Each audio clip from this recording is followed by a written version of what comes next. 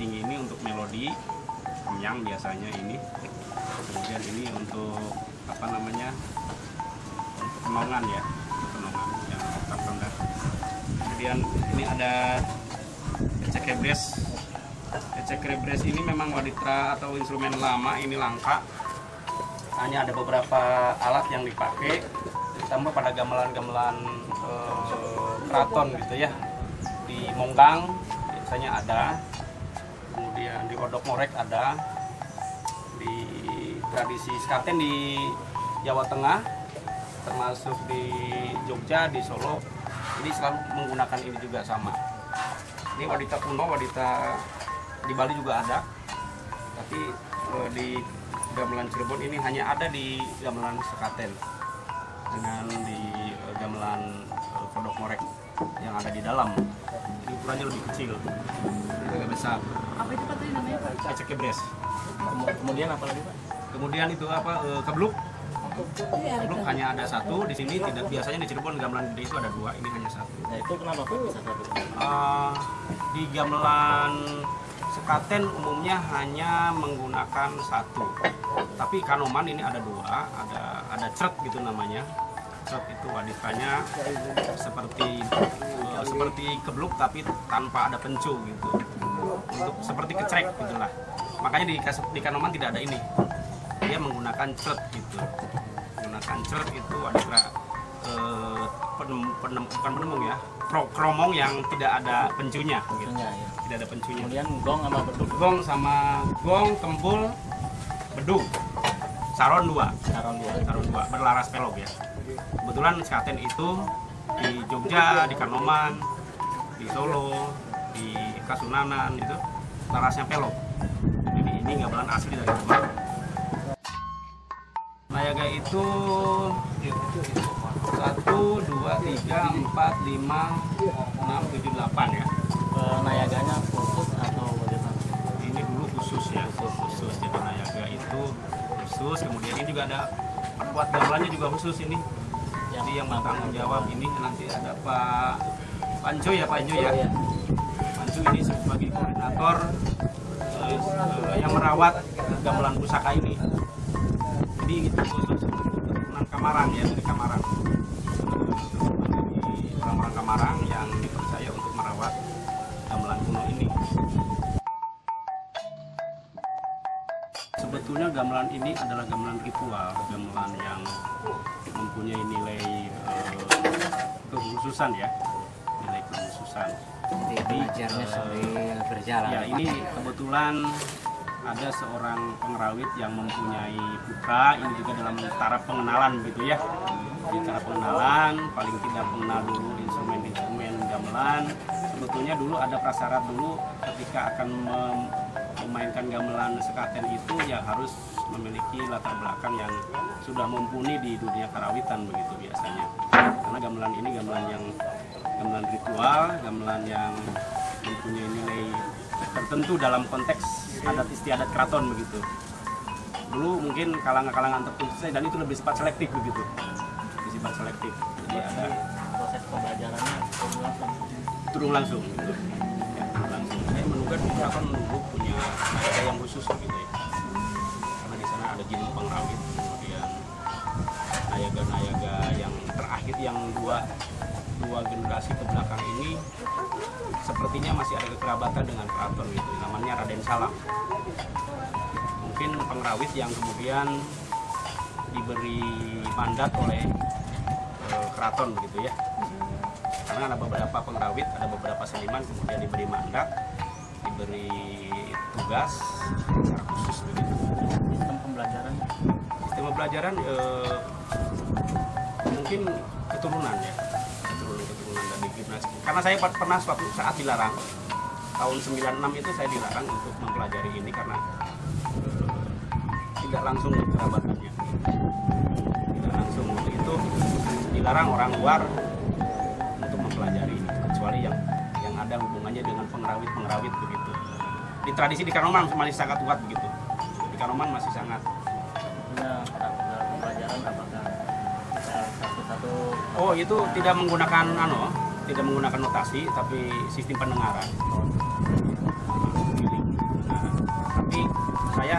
sudah mulai sistemnya sistem notasi gitu. Sistem notasi, menggunakan notasi. Kebetulan ini ada seorang Amerika etnomusikolog yang datang ke Kasepuhan menyerahkan dokumen yang sedang kami butuhkan gitu, Mr. Eric gitu ya, Eric Risakno gitu. Mau pembelajarannya ada virtual nggak atau kuota atau gimana? Di sini tidak ada. Di sini Kanoman ada. Ini dibunyikan atau dipukul pada saat Idul Fitri dan Idul Adha Pagi sama siang. pagi ya dengan siang. Nggak pernah.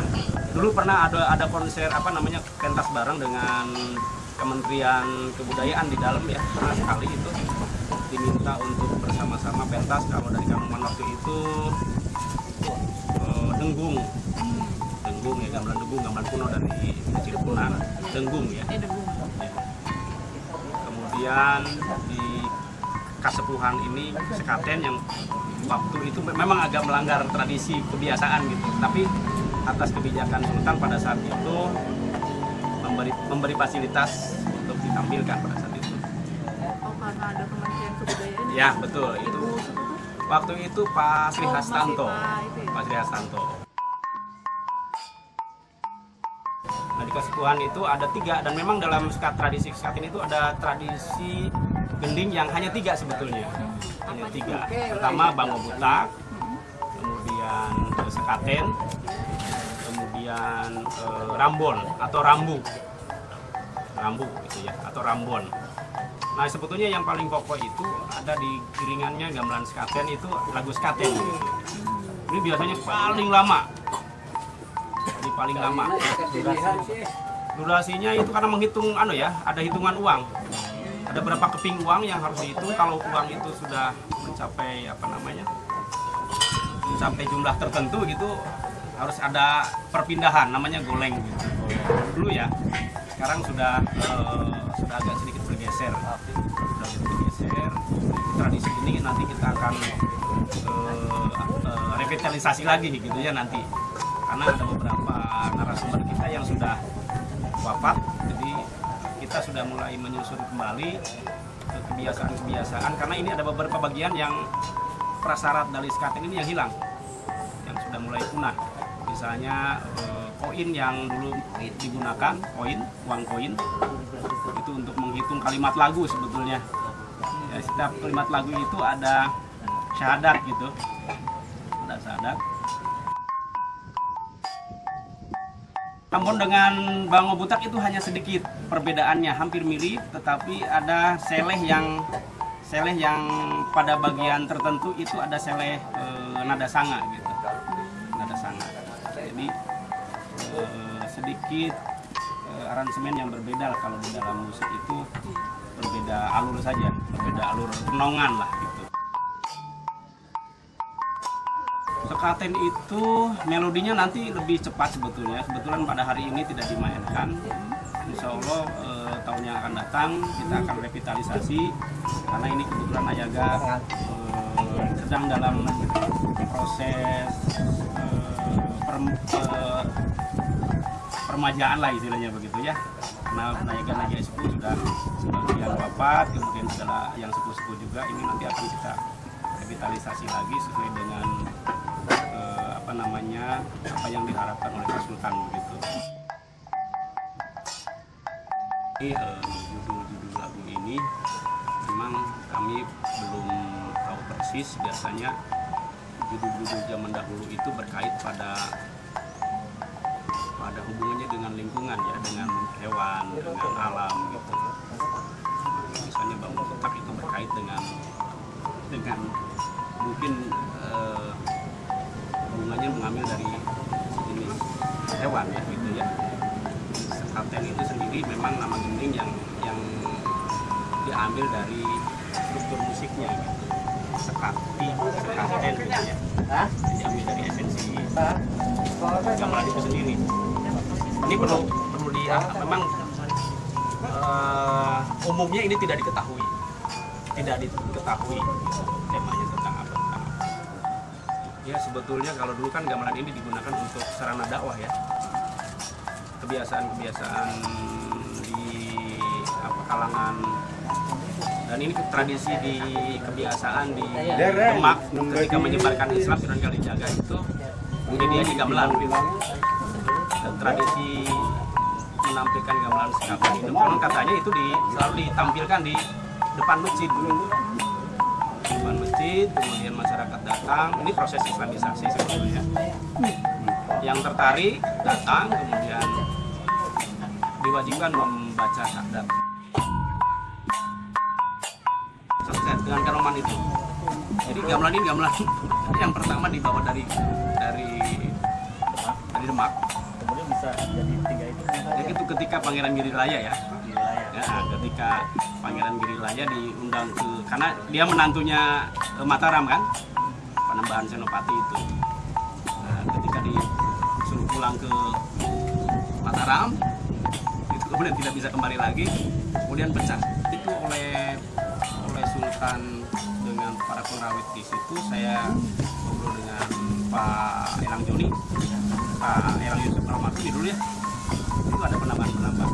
Maksudnya yang wajib dalam sekat itu hanya 3 di Kasunanan, di Pakubuwono. Itu yang diwariskan oleh Sunan Kalijaga. Karena ini gamelan asli Demak. Itu hanya 3 yang wajib, gitu ya.